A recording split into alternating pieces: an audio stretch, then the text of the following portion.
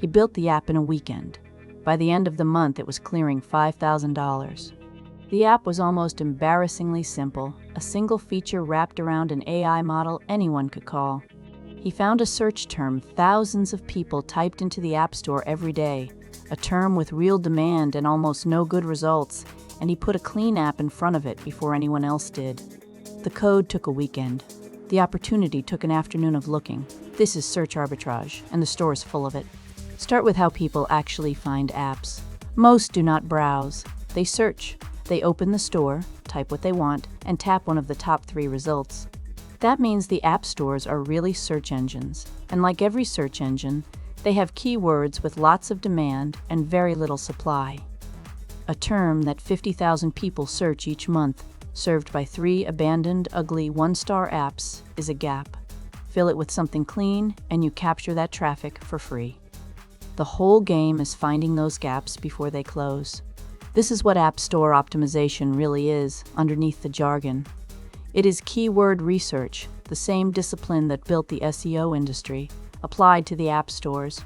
Tools that track search volume and difficulty for app keywords exist, the same way they do for Google. An experienced operator reads them like a treasure map. High volume, low competition, weak incumbents.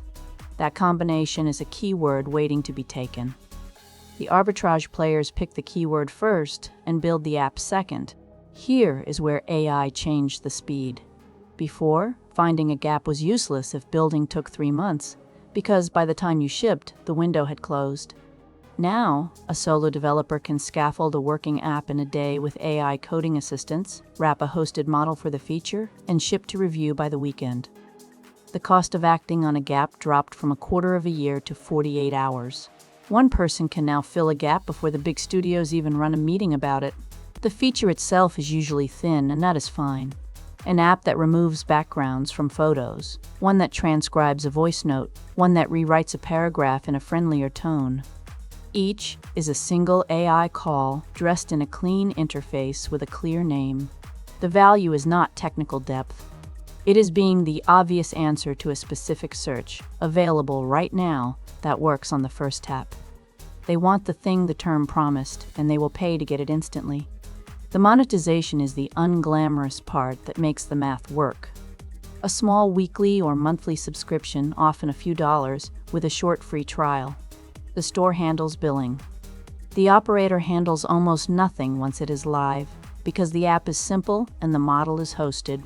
$5,000 a month is a few thousand subscribers, each paying a couple of dollars, captured almost entirely from organic search. No ad budget. The keyword does the marketing. You buy attention at the price of free and sell a solution by subscription. But the same speed that helps you helps your competition. If you found the keyword in an afternoon and built the app in a weekend, so can the next person. The thin app is easy to clone. So the operators who last add the one thing a copy cannot grab fast, the ranking itself. Built from early reviews, downloads, and retention, the store rewards over time. The clone arrives to find you already entrenched at the top, and dislodging an incumbent costs far more than being one. Back to the weekend builder. His $5,000 a month did not come from one brilliant app. It came from a portfolio.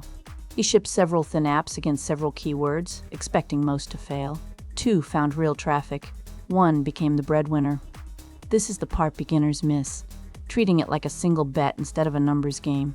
You ship many, you keep the few that catch, and you let the keyword carry them. Now, the honest risks, because this is no free lunch. App stores reject thin apps that do not add enough value, and the bar has risen. A wrapper that is too obviously a wrapper can be pulled, taking your revenue with it. Hosted AI models cost money per call, so a viral app can lose money if the pricing is wrong. And platform policy can change overnight, banning a whole category. You are building on rented land, and the landlord writes the rules. There is a quality floor the lasting operators respect. The apps that survive the policy crackdowns are the ones that genuinely do the thing well, fast, reliably, even if the underlying feature is one model call.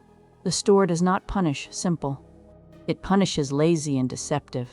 An app that solves a real search clearly and works every time is a small, honest product that happened to be found through a keyword nobody else served.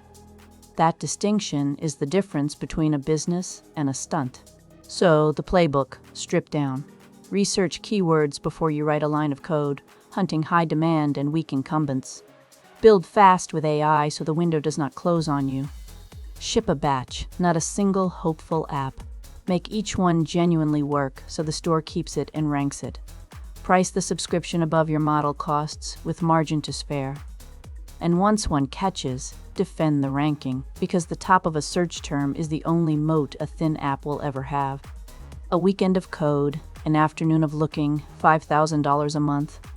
The story tempts you to think the app was the achievement. It was not. The achievement was noticing that thousands of people were searching for something the store could not answer well, and being the one who answered first. The model was rented. The code was assisted. The only scarce thing in the whole operation was attention, paid at the keyword. Find the gap first. The build barely takes a weekend. If the find the gap first idea clicked, episode 10, one site that published 10,000 AI pages and ranks for all of them runs the exact same play on the open web instead of the App Store. It is on this channel.